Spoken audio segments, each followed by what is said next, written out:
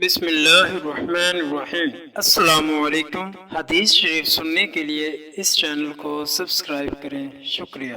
حضرت حلیمہ سعدیہ رضی اللہ تعالیٰ عنہ نے آقا کریم صلی اللہ علیہ وسلم کی پرورش کی، جو آپ صلی اللہ علیہ وسلم کی دائی مبارک بھی رہی ہیں اور ان کی رضائی والدہ بھی رہی ہیں۔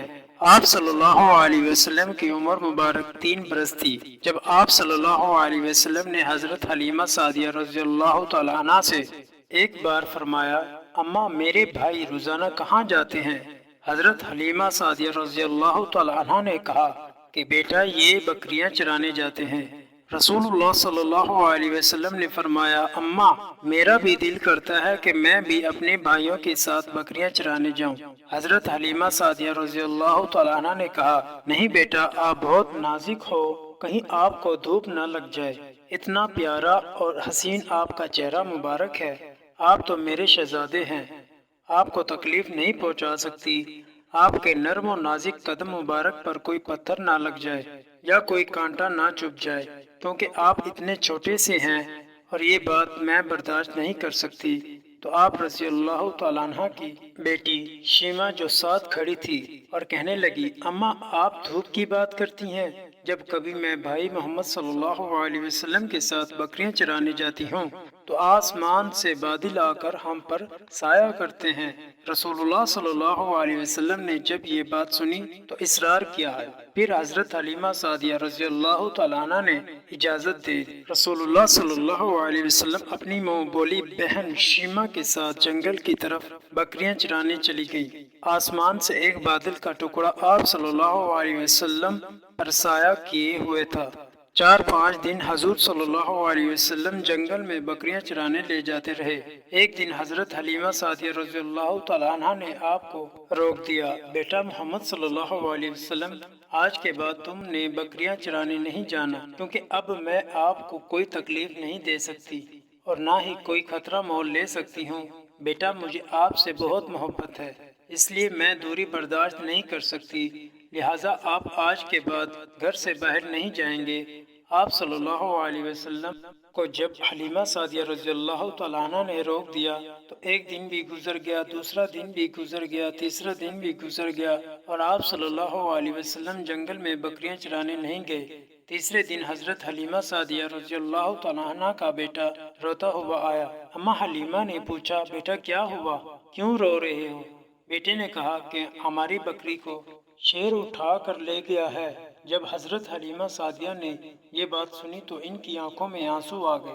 آپ صلی اللہ علیہ وسلم نے حضرت حلیمہ سعدیہ رضی اللہ تعالیٰ عنہ کی آنکھوں میں آنسو دیکھے تو رخ انور سے آنسو بہنے لگے۔ بچپن سے ہی آپ صلی اللہ علیہ وسلم کا دل نرم و نازک تھا اور کسی کا دکھ برداشت نہیں ہوتا تھا۔ آپ صلی اللہ علیہ وسلم کہنے لگے کہ اماں روتی کیوں ہیں؟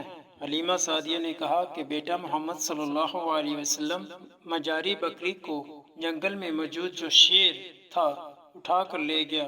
رسول اللہ صلی اللہ علیہ وسلم نے فرمایا، میری پیاری اماں رو نہیں، ہم ابھی اپنی پیاری بکری کو واپس لے کر آتے ہیں۔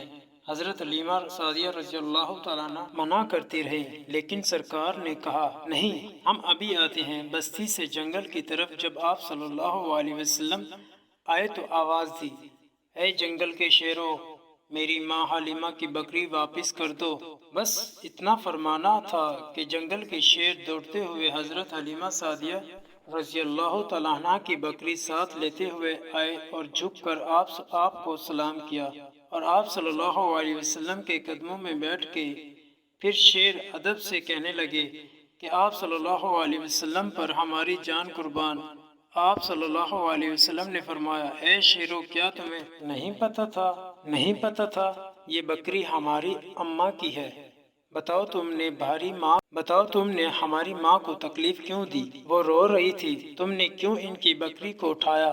شیروں نے عرض کیا کہ اے اللہ کے حبیب صلی اللہ علیہ وسلم، آپ جنگل میں بکریاں چرانے کے لیے آتے تھے، ہم چھپ چھپ کر آپ کا دیدار کرتے تھے، آپ کے حسن و جمال کو دیکھتے تھے۔ کائنات بنانے والے نے اپنا محبوب کیسا بنایا ہے۔ جب 3 دن گزر گئے اور آپ جنگل میں نہیں آئے تو ہم سے بڑے شیر نے کہا کہ اگر حضور صلی اللہ علیہ وسلم کا دیدار دوبارہ کرنا ہے تو حلیمہ سعدیہ کی بکری اٹھا لو۔